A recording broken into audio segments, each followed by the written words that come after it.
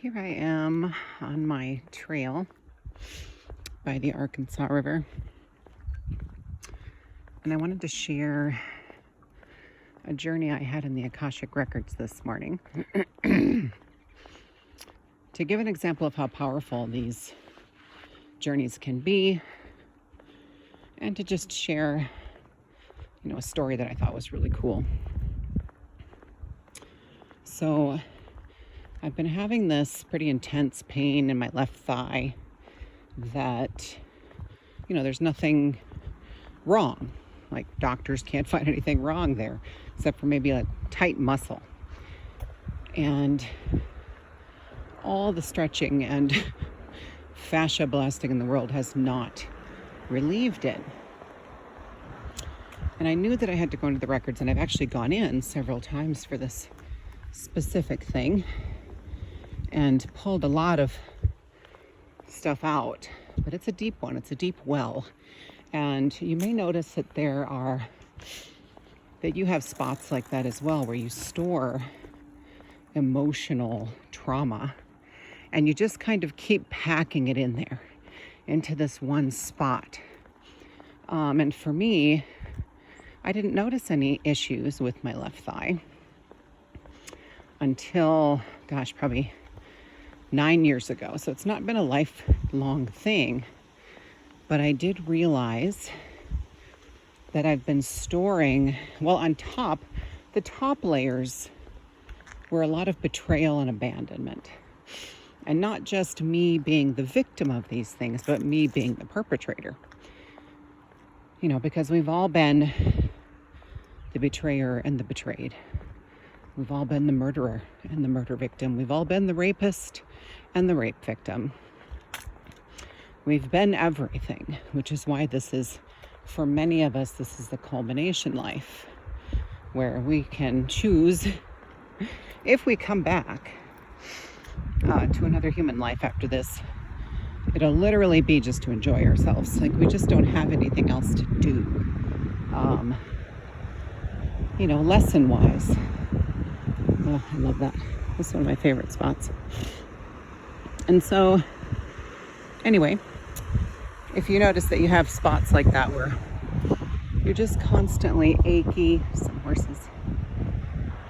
tight muscle, that conventional healing methods just don't seem to touch, don't seem to make a dent. And it's like a chronic thing, right? And if you have spots like that, then chances are you're storing a lot of trauma in there, and it could be several layers. Going into the Akashic Records is one brilliant way of healing these layers. And the great thing is you can do several at a time. You don't have to just do one at a time and say, okay, in a month, we'll do it again. This is a rather quick healing modality. It goes deep, it heals completely, and it unravels quickly. And, allows you to get to the next level quickly. And so I went in this morning. Before I even got out of bed, I decided to go into the records for my thigh, because I have been doing everything. I've been ice, heat, laying on a roller, like I said, fascia blasting, massaging, all the topical things in the world you can think of. I've been doing everything. Stretches, tons and tons of stretches, yoga positions, everything.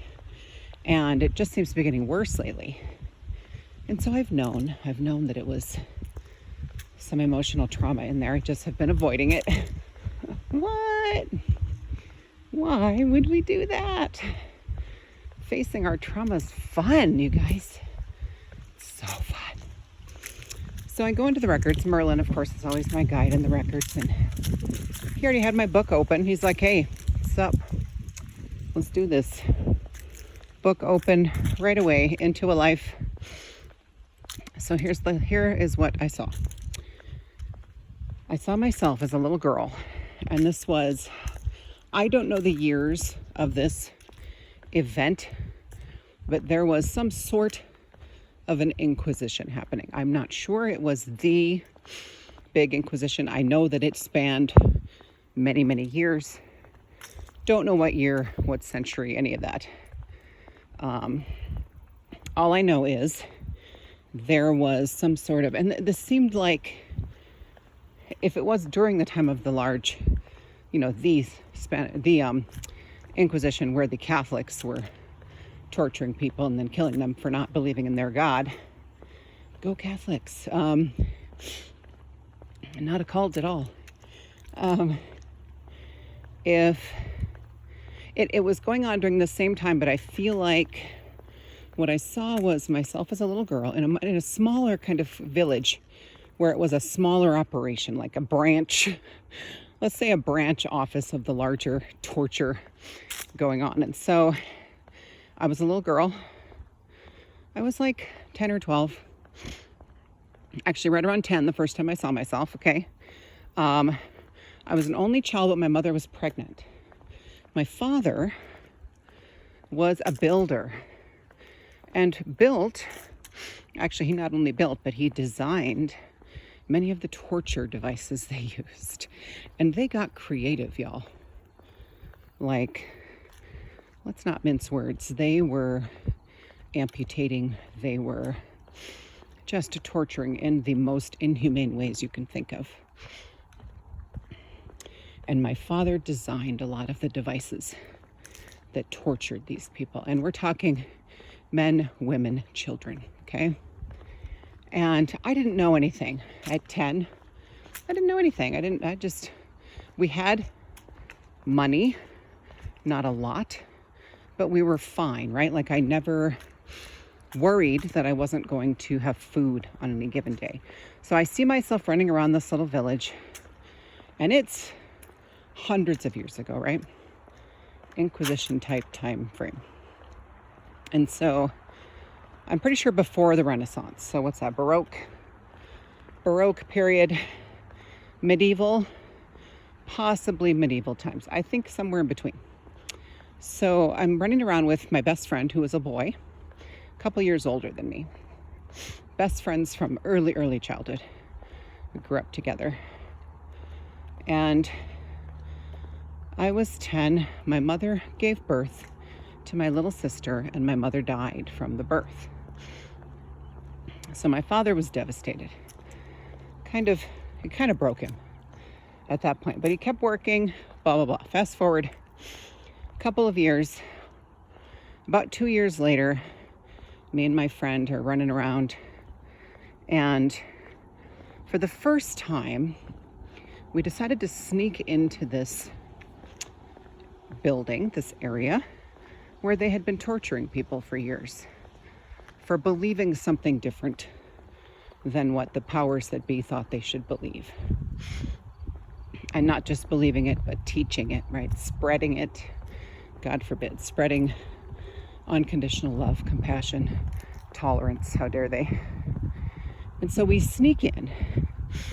And at this time I'm 12 and he's about 16. And we're sneaking in, and we see a small child being tortured to death. And I'm talking like a 5-year-old little boy, okay? And it changed me. It changed both of us. It altered me from that moment on. I suddenly realized what my father did for a living. I suddenly realized how horrible it was. And I suddenly realized that maybe it didn't have to be that way, that maybe somebody should do something about it, right? I was 12. And so my bestie and me, we became basically revolutionaries. I just walked through a cobweb. Basically revolutionaries from that moment on. And so fast forward, my best friend and I have become a couple. In fact, I felt the love. We loved each other very much, very intensely. It was a very potent passion between the two of us. And we had such, we were like-minded. We had the same exact beliefs. And so that really kind of solidified our relationship too. And we had been very active, let's say 6, 7 years, since that day of seeing that little boy tortured. And we've been very active in taking down the powers that be and joining groups, finding other people. Once you shift your mindset, once you shift your vibration, you attract other people that have that same vibration. And so all of a sudden you're meeting people, we were meeting people that were also like-minded, that wanted to take the system down and stop the needless killing of people for nothing, for no reason. And so just gonna keep my eyes peeled because I'm walking under a road. There have been bears here before, so I'm just gonna keep an eye out. And so we get captured, and in the struggle, the love of my life is killed, and I'm captured, and they take me to be tortured, and they're torturing me on my father's machines, the machines that I remember seeing drawings of in our house on the dining room table. He designed them. He was an engineer before his time, designing these horrific machines. And so they're torturing me. My father, so my little sister by this time is 8-ish, right around 8. My father, who's been pretty much broken since my mother died, and was kind of mindlessly continuing to work for these evil overlords, right? He realizes, somebody tells him what happens. He knows I've been captured, and he comes, like I just saw this scene, it was like from a movie. He comes breaking down the door of this place that had been his place of employment for probably 30 years, 20 plus years. And he's a big man, right? Because he not only was the engineer, but he built a lot of this stuff. And so a lot of physical strength. He was a really big, strong man. He comes knocking down the door with a giant sledgehammer thingy. I'm just gonna let you look at the scenery versus my face. Hello. And he starts and they see him coming, these torturers, these perpetrators, and they're not physically strong. They're weaklings. They're for the most part, they're weasels, right? They're minions.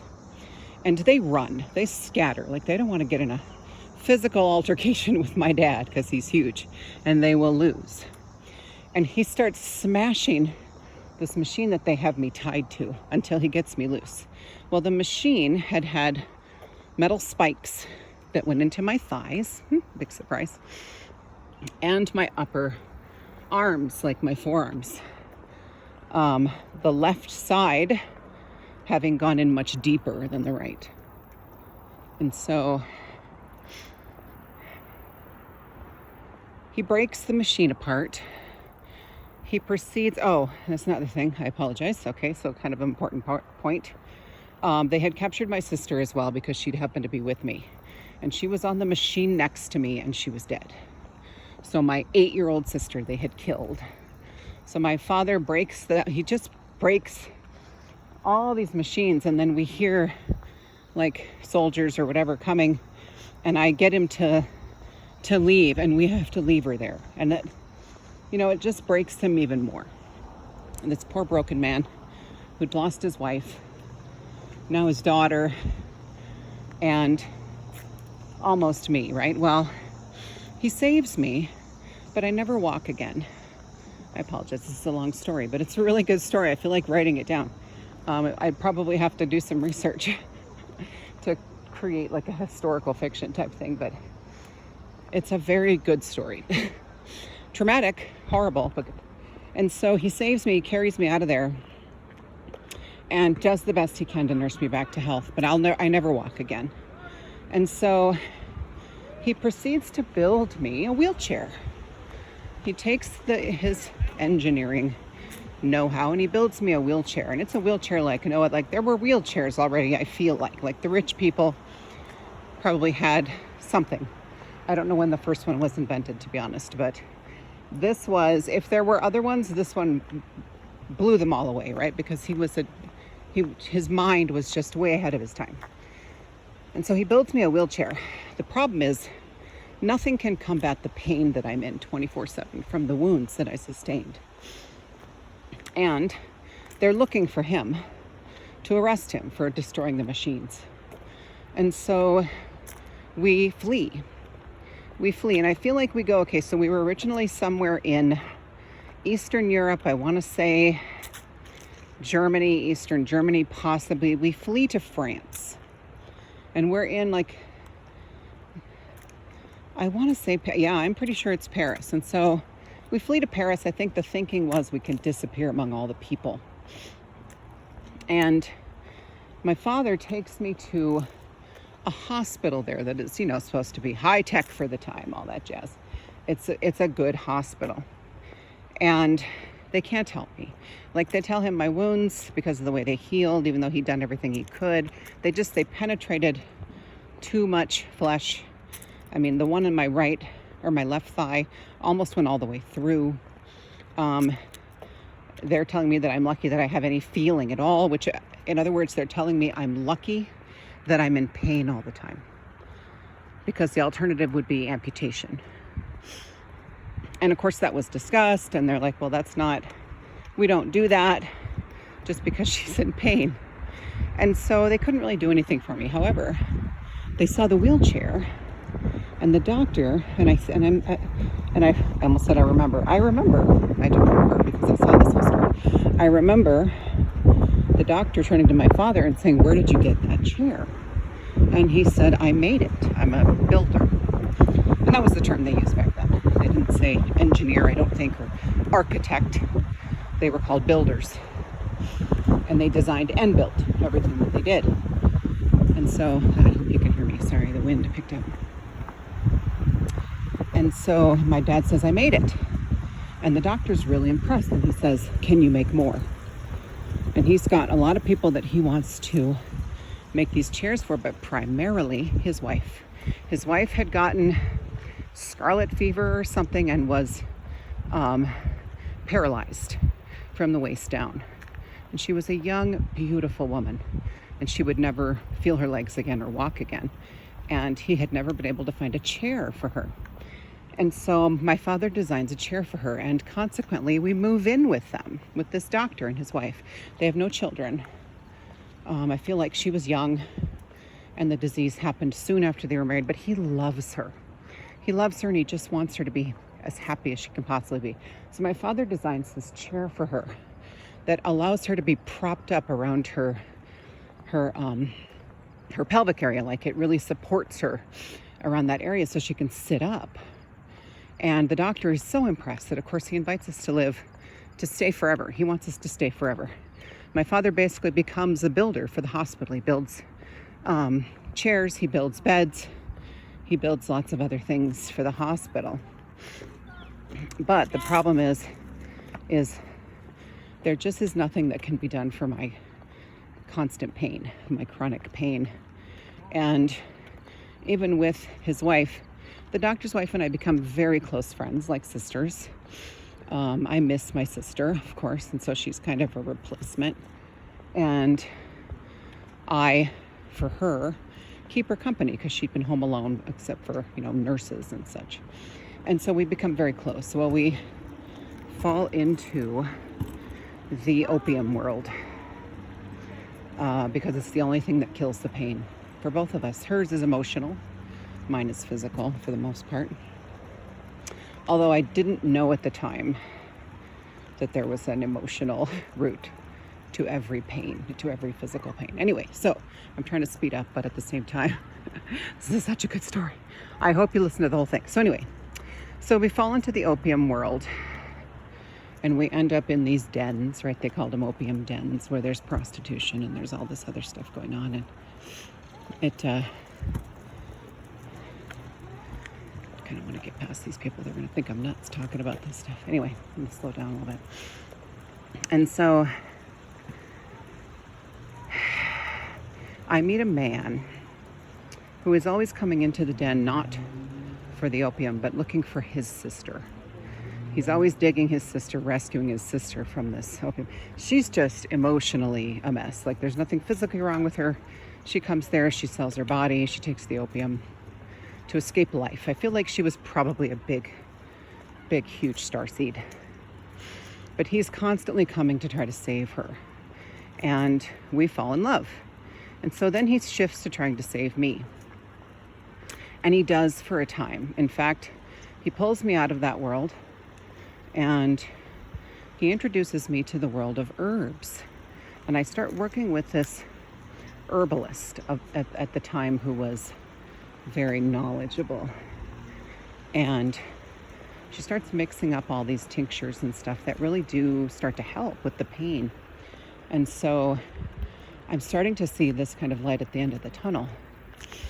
And our relationship is going well.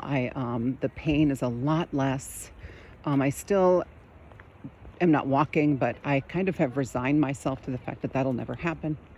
And so I'm just happy that the pain is being managed and that I'm not in a fog all the time, which is what the opium does, right? It kills the pain, but it also, you can't function. You don't function. And so for a while that happens. And I get to a point where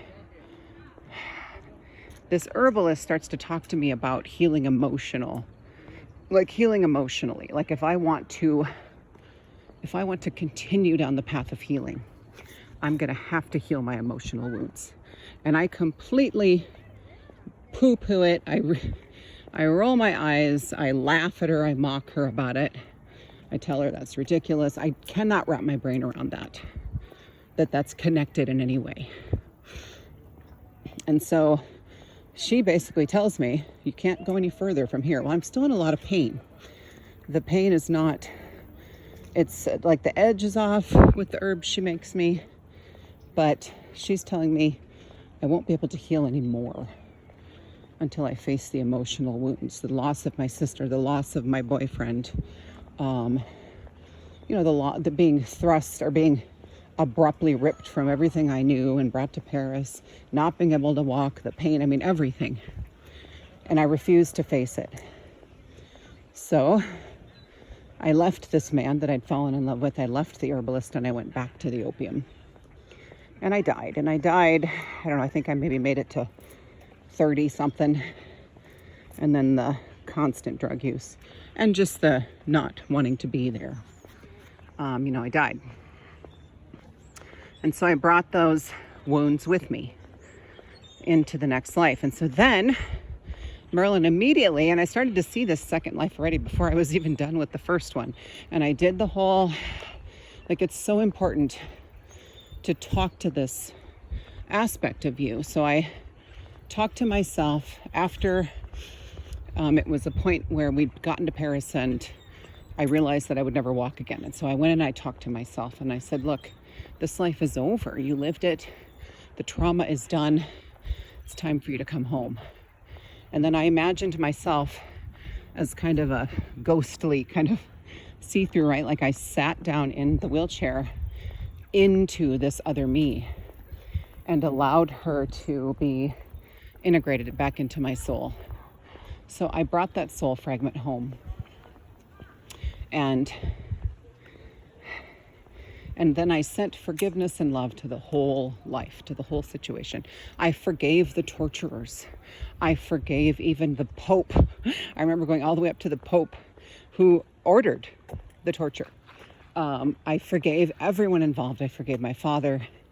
I forgave everyone, and I just filled the whole life with love. And then immediately, I'm already seeing this next life, right? So I get into this next life.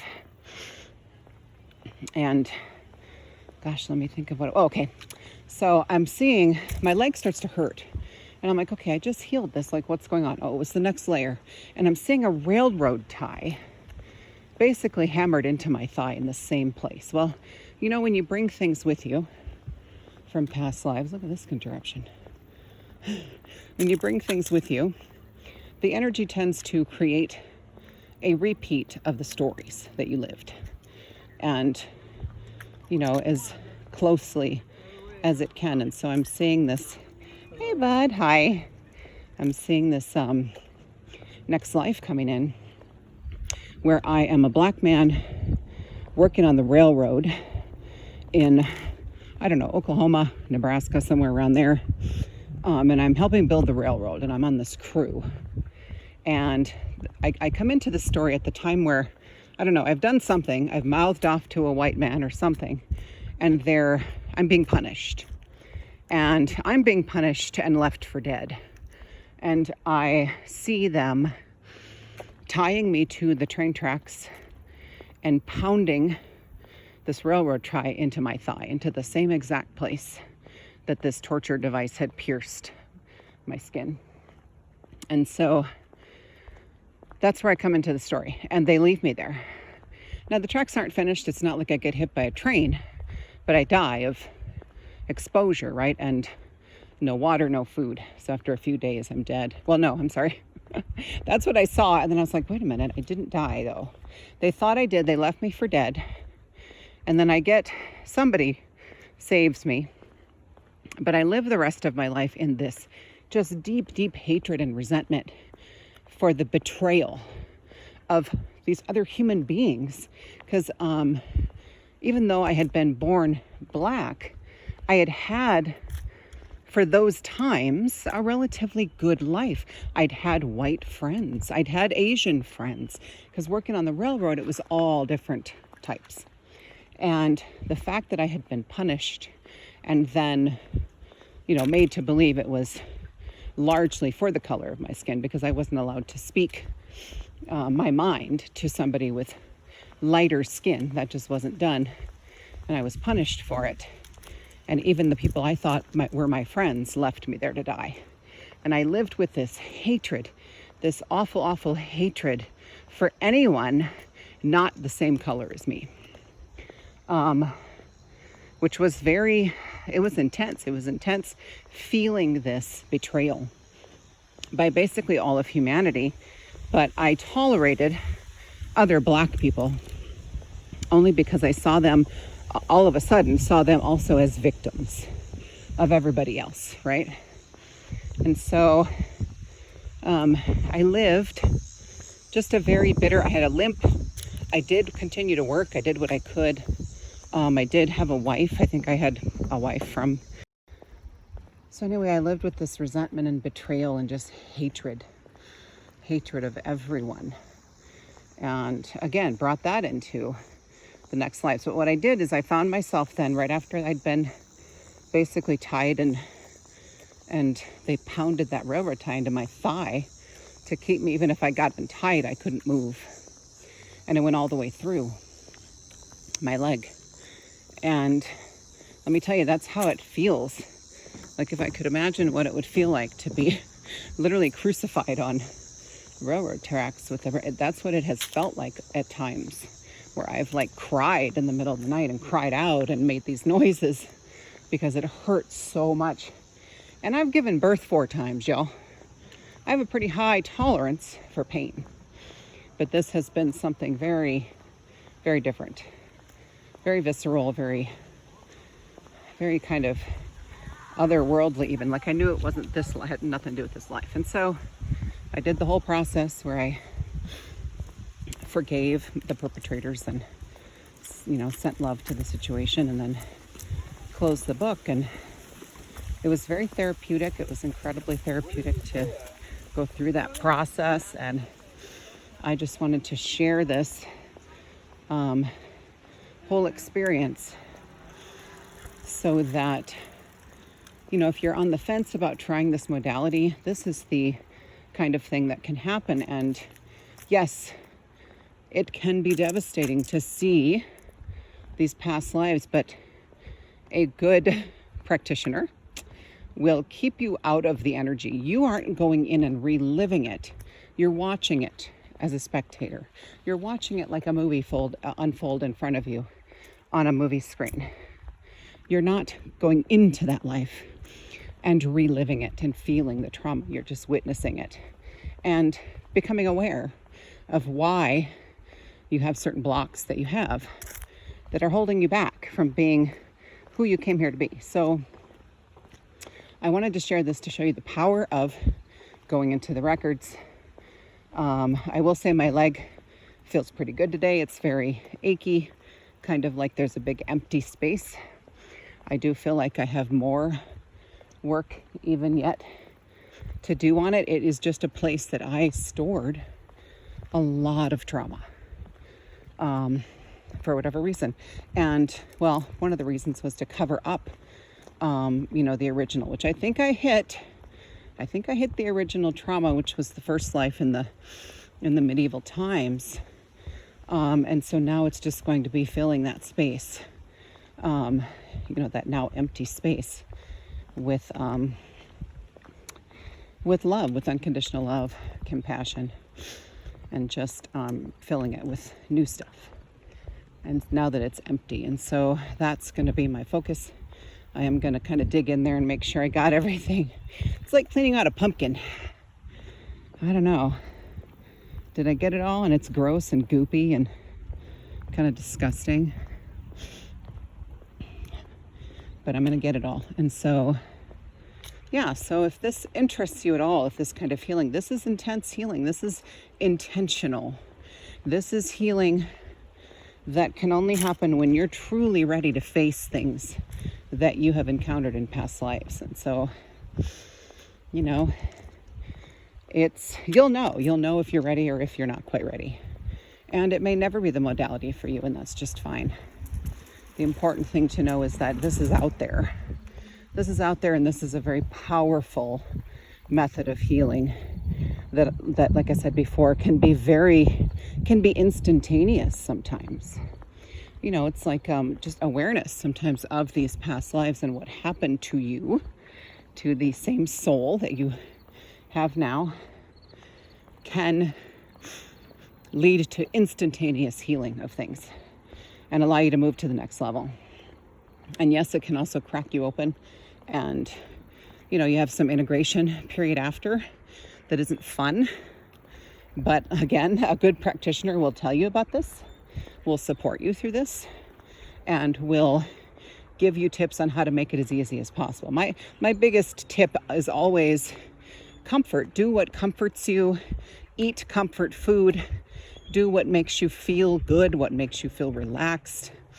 Even binge watch Netflix. Sometimes we need to escape while the integration is happening, and that's okay too, because it's happening.